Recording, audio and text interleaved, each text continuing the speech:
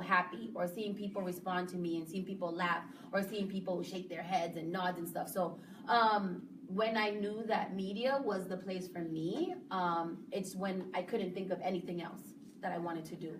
And doors started opening for me where I just kept on progressing more and more until I decided to start my own podcast, where it was just like, hey, now I can talk about whatever I want to talk about and not be censored.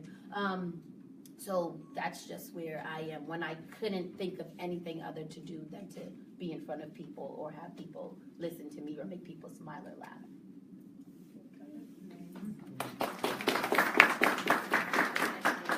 My turn? I was like, is it my turn? No. I never wanted to do this job and never wanted to be here. It was totally accidental. I think I'm very different than a lot of people that are in this space.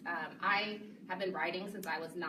I was published the first time, like, I wrote poetry. My mom always sent my work off. I wrote short stories, and in college I majored in journalism, and I wanted to write at the paper. I always thought I would be the mom. Some of you probably aren't old enough to know the show Growing Pains, but the mom stayed at home, and they had like a couple of kids, and the dad worked, and she was a writer, and I thought that would be my life until I graduated college and print died, and I had a 5-year-old, and no magazines were open for me to work at, and nobody was buying books, and then this thing called Blogspot was hot, and you know, and everybody's reading fucking Blogspot now, and then what used to pay us $2.50 to $5 per word at the paper, they were now saying, no, you get $5 for the whole article now. We want 200 words for $5.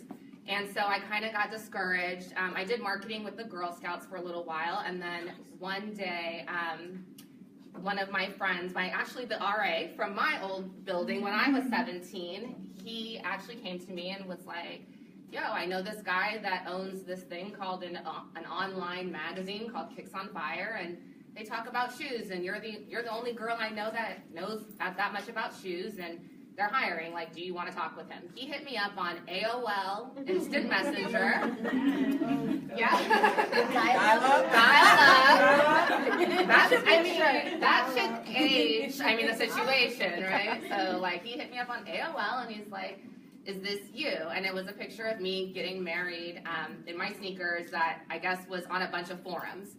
And he said, is this you? I said, yeah, that's me. And then he said, do you write? And I said, yeah. And he said, do you want a job? Literally, like in 5 minutes. And I was like, yeah, I'll do it. And then I thought, like, I was finessing them. And I think that's why these moments are so important. Because at that time, I was like, you're going to pay me $5 just to fucking talk about shoes? Like, I thought I was finessing them. They were finessing me the whole time. Because they need you, like they need us to spread those messages. In the beginning, it was like, yeah, it's hot. Like you get a couple shoes here, but like you don't have insurance, you know, and there's a lot that makes it unmanageable for you to really make that your life. So what ended up happening was I got divorced, and I was 2 years into a divorce. My little sister had to move in with me. I lost my home. Both cars. I had already released a book and had 10 years in the business, and all of a sudden was going to have to like go back to the bank to feed my kids and not have to stay in the space. And I was out here interviewing Conor McGregor with Reebok, and thank you. And that was kind of the issue. Complex and Kicks on Fire was like paying me nothing, but as many people that work in fashion know, like Puma and Nike and Adidas were hitting me, and they'd want to pay me 3 times what Kicks on Fire was paying me just to come interview Meek Mill and host their party, you know, or something like that. But I never wanted to be that girl. I'm a writer. I wanted to be behind the screen, and I never wanted to be this person, you know. But you can't control where God leads you. Talk about it. And I was out here interviewing Conor McGregor. I was visiting a dude I was dating who wasn't even my boyfriend at the time at his job, and they said, you're that girl from Kicks on Fire. When you're done working there, you need to come work for me. And Mark Echo's first investor called me for 10 days straight. He tripled the offer. And in 10 days, I left everything and moved here. Took a $120,000 job, a $20,000 relocation package, a penthouse. My kids are in the best school in Jersey. And then they went bankrupt 6 months after I got here. Oh, damn. So again, I just, I never wanted to be this girl. I never wanted to be the girl that kicks on fire. I never wanted to be the girl who threw rooftop parties on 38th Street. That's no fun. Like, I never wanted to be the girl that threw 40-ounce bounces, but you have to do sometimes what you're good at. I'm good at those things.